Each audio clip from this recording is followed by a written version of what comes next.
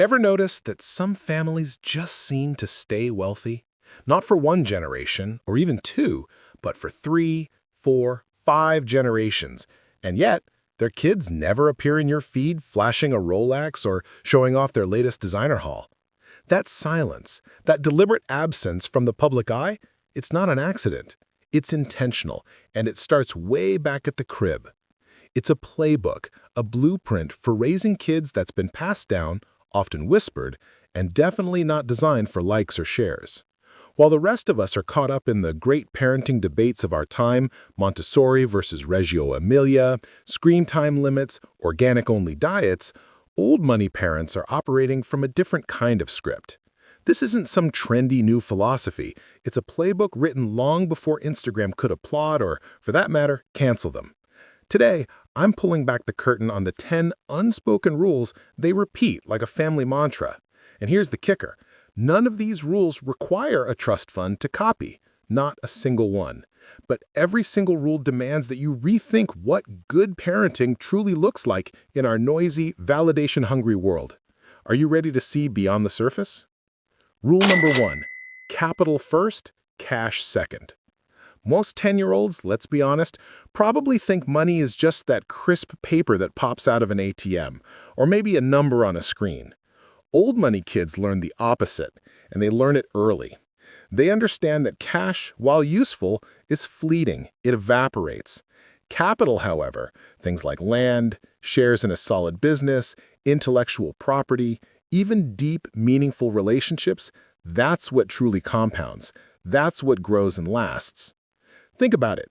That birthday money you might spend on the latest video game, for these kids, it's immediately swept into a tiny brokerage account.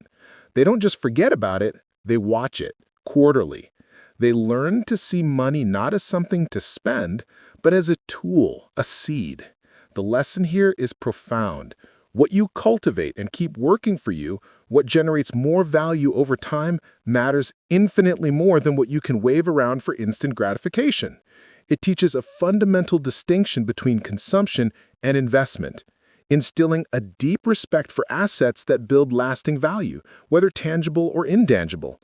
It's about understanding that true wealth isn't measured by what you can buy, but by what you can grow. Rule number 2, manners are a technology. When we talk about manners, most people probably think of basic etiquette, elbows off the table, saying please and thank you. And yes, those are table stakes. But for old money families, manners are far more than just politeness. They are a sophisticated technology. The real goal isn't just to be polite, it's to achieve frictionless interaction with any human on Earth, regardless of their background, status, or temperament. Consider this fascinating detail. I heard about a Boston family who actually times their children with a stopwatch during phone calls. The goal? To articulate a clear, concise greeting and question.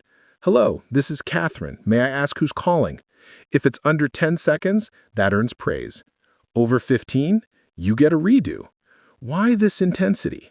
Because efficiency, combined with grace, equals doors opening without you ever having to shove them. It's about building social capital, navigating complex social landscapes with ease, and making others feel comfortable and respected. Good manners aren't just about being nice, they're about being effective, about commanding respect and trust, and about making connections that can last a lifetime, whether in a boardroom or a diplomatic meeting. They are, quite simply, a strategic advantage. Rule number 3, invisible generosity. Here's a rule that flies directly in the face of modern philanthropy, where every donation comes with a press release and a photo op. If a charity gala can hashtag you, if your name is emblazoned on a building, then that donation, according to grandparent code, is large, loud, and frankly, a bit vulgar. True philanthropy, in their world, is anonymous. It's quiet. Why? Because the moment your left hand discovers what your right hand gave, the gift's moral interest rate drops. It becomes less about the impact and more about your ego. It loses its purity. So their kids aren't paraded through soup kitchens for social media content. Instead, they might deliver canned goods through side doors or sign volunteer sheets in pencil, never pen. The emphasis isn't on being seen helping, but on genuinely helping. It teaches humility, a focus on true impact, and the understanding that giving is its own reward, not a means to gain social currency. Rule 4. Boredom is a nutrient. Take a look at the typical private school schedule. It's often padded with cello lessons, Latin club, lacrosse practice, debate team. Every hour accounted for, every skill honed. But then, summer rolls around and, suddenly, at Grandma's lake house, there's zero Wi-Fi, no scheduled activities, just space. This isn't neglect, this boredom is engineered. Why? Because neuroscience actually backs this up. Unstructured silence, the kind that forces you to look inward and invent, thickens the prefrontal cortex. That's the part of your brain responsible for long-term planning, decision-making, and impulse control. The translation? A tolerance for stillness, for quiet contemplation, predicts a tolerance for market downturns later in life. It builds resilience, creativity, and the ability to entertain oneself, to problem-solve without external stimulation. It fosters an internal locus of control, preparing them to navigate complex challenges, not just financial ones, but life's inevitable ups and downs, with a calm, resourceful mind. It's about cultivating an inner world rich enough to thrive without constant external inputs. Rule 5. Failure with training wheels. Most parents try to shield their kids from failure. Old money parents? They often engineer it, but with training wheels. Imagine a 12-year-old being handed $500 and told to increase it by September. No specific instructions, just the goal. If the kid buys slime supplies, sets up a small business and nets $40, great, that's a win. But what if they lose half of it on some crypto hype they heard about from a friend? Even better in a way. The tuition for that lesson, the sting of loss, the understanding of risk, is far cheaper now than it would be at 25, when the stakes are exponentially higher. While the parents shadow the experiment, they never rescue. They let the child feel the consequences, learn from their mistakes firsthand. This approach instills a crucial lesson. Skin in the game early means less blood later. It cultivates an entrepreneurial spirit, teaches risk assessment, financial literacy, and incredible resilience. It's about learning to fail forward, understanding that setbacks are part of the process of growth, and developing the courage to try again, smarter this time. Rule 6. The two-sentence rule. Opinions, much like perfume, are best applied sparingly. A whiff can intrigue, but a bath? It repels. This wisdom is distilled into a simple yet powerful rule for children at social gatherings, particularly dinner parties. You may speak 2 sentences before you must ask someone else a question. This isn't silencing children, it's about teaching them the art of conversation, the power of active listening, and the humility of seeking others' perspectives. It forces them to edit their thoughts, to be concise, to listen intently, and to disarm adults who might expect a lengthy monologue. By the time they're 17, these children can run a boardroom without ever hearing the exasperated sigh, "That's enough, Chad." They learn that true influence comes from understanding, from facilitating dialogue, and from making others feel heard, not from dominating the conversation. It's a masterclass in social intelligence, leadership, and impactful communication. Rule 7. Guard the surname.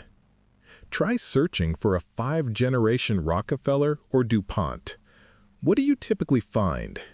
Maybe some wedding announcements, a sailing result, perhaps a philanthropic endeavor. And that's usually it. You won't find mugshots, no cringeworthy meme stardom, no public scandals. The reason is simple. Kids in these families learn that reputation is a family asset, a precious inheritance, not a personal toy to be played with or squandered. A single tagged photo holding a red Solo cup at a college party, a careless comment online, or any digital stupidity can, and often does, drop a cousin's internship prospects, jeopardize a family business deal, or tarnish a legacy built over centuries. Hence, the zero-tolerance policy for digital foolishness. They understand that their actions reflect not just on themselves, but on generations past and future. It's about upholding a standard of discretion, integrity, and respect that extends far beyond personal gratification, recognizing that the family name is a collective trust that must be diligently protected. Rule 8. Stewardship, not ownership. Sure, a trust might pay for college or even provide a significant inheritance, but it's never just given without context. The beneficiary often receives a one-page ledger, meticulously detailing every ancestor who paid into that fund since, say, 1911. It's a stark, tangible reminder of the generations of effort, sacrifice, and foresight that built that wealth. The message is clear, powerful, and deeply ingrained. You are a temporary custodian, a steward of this legacy, not a lottery winner. You didn't earn it, but you are now responsible for it. Psychology calls this intergenerational responsibility. Old money? They just call it not blowing it. It instills a profound sense of duty, understanding that their role is to preserve, grow, and ideally enhance this capital for future generations, just as those before them did. It shifts the mindset from individual entitlement to collective, long-term responsibility, ensuring the wealth serves a purpose beyond personal consumption. Rule 9. The uniform. Think about it. Navy blazer, gray wool pants, brown loafers. It's the same outfit at 8, at 18, and often at 80. This isn't about a lack of imagination or a strict dress code for its own sake. The sameness is strategic. It removes status games from clothing. It eliminates the daily anxiety of what to wear and the pressure to keep up with fleeting fashion trends. By doing so, it shifts competition and focus to ideas, to character, to substance. Steve Jobs did it with his black turtleneck and jeans. These families do it with tweed and tailored classics. Either way, the effect is potent. Decision fatigue disappears, and the morning routine becomes a quiet meditation on substance over style. It fosters a deep understanding that what you do and who you are matters far more than what you wear. It encourages a focus on internal qualities and contributions, rather than external displays that can distract from true merit. Rule 10. Quiet legacy. In a world obsessed with documenting every fleeting moment for external validation, old money families cultivate a very different kind of legacy. On every birthday, each child records a private audio letter to their future self. It's sealed, unheard by anyone else until they turn 21. No likes, no shares, no comments. Just a raw, honest voice acknowledging mistakes made, lessons learned, hopes for the future, and dreams yet to be realized. This ritual teaches a profound truth. Growth is internal documentation, not external validation. By the time they inherit, by the time they step into their full responsibilities, they've practiced measuring life in decades, in long arcs of personal development, not in disappearing story views or fleeting social media trends. It fosters self-reflection, accountability, and a deep understanding that true legacy is built quietly, intentionally, and from the inside out. It's about cultivating a rich inner life and a strong moral compass that guides them through life's complexities, independent of public opinion. Conclusion.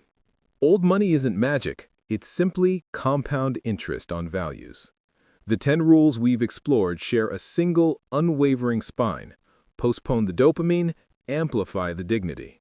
It's about deferring instant gratification for long-term gain, about choosing integrity and responsibility over fleeting applause. You don't need a trust fund to adopt any of these principles tonight. What you do need are the guts to choose silence, service, and stewardship over spectacle. You need the courage to prioritize genuine growth and lasting impact over the superficial demands of a noisy world. And when you do, you just might find you're building a legacy that lasts for generations, whether anyone sees it on social media or not. If any of these rules rattled your assumptions, drop the number in the comments and tell us why. What resonated? What challenged your thinking? And if you want more insights into the hidden blueprints of quietly powerful families, hit subscribe and join our community.